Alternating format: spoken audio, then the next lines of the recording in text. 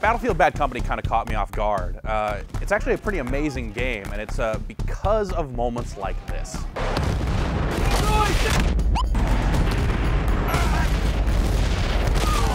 You smell very clean. I don't know if you know this about me, but I have a very pro-explosion agenda. When things blow up and they blow up well, I'm made happy. Battlefield Bad Company blows up a lot of things really well, but it's actually a lot more than that too. It has meaningful multiplayer play, what you'd expect from the Battlefield franchise, but what you wouldn't expect is that the single player is also really strong too. They call it Bad Company. A mismatched bunch of rejects placed to serve our country as cannon fodder. The single player is more than just a series of bot matches and that sort of stuff. It actually gives you a cohesive story with meaningful characters. You're kind of thrown in with these misfits, these screw-ups, and sent out to just do battle on the countryside and take out a whole bunch of Russians.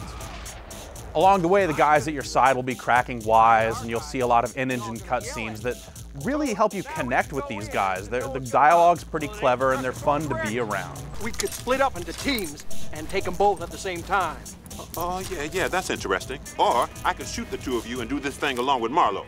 And the gameplay in Battlefield single player does maintain that Battlefield feel. These areas are really wide open. There's a lot of ground for you to traverse, and as a result, there are different ways to tackle some situations. Early on in the game, you basically have to go into a couple of different farms and clear them out of enemies. And you know, there are roads leading up that you can take, but the roads are where all the guards are kind of looking. So you kind of sneak around or just drive your vehicle and bust through a fence, drive right up the middle. There are different ways to get into this situation, and that's pretty cool because it does give you a feeling of freedom. Of course, this is primarily a first-person shooter, so you do spend a lot of time behind the gun. The shooting does feel pretty satisfying, largely because there are a ton of different weapons to use. But when it comes to doing business, the most satisfying way is with explosives. A lot of these weapons have grenade launchers mounted under the barrel, which is handy. You can just tap and they'll flip up the grenade sight and you can just start popping off grenades. You're almost always going to have something you can use to blow big holes into things. And that's how this game is really meant to be played. When you get into close quarters, typically it's a series of buildings. Each one of these buildings is full of enemy soldiers.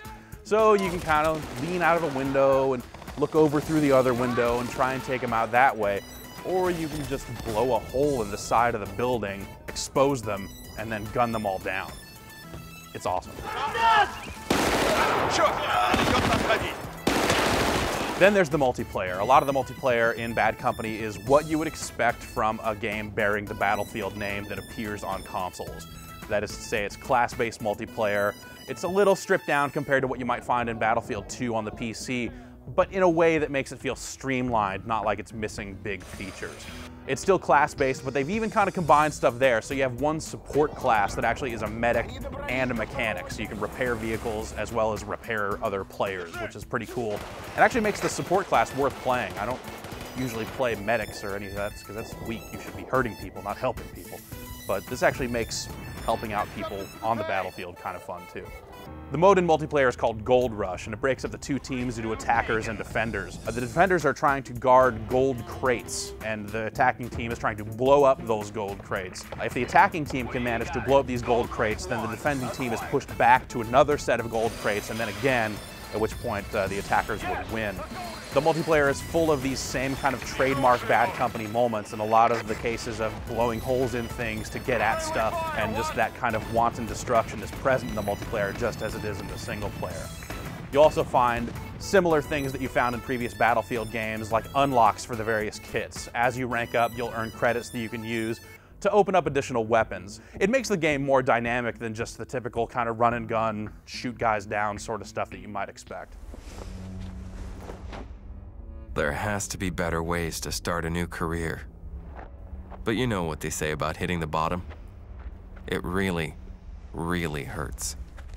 So putting it all together, I had a great time with the single player in Bad Company. The characters are really memorable and fun to be alongside as you're shooting your way through stuff. And then the multiplayer really kept me coming back as well. So when you combine these things, I was left with a game that I really, really enjoyed, and I recommend you check it out. You smell very clean.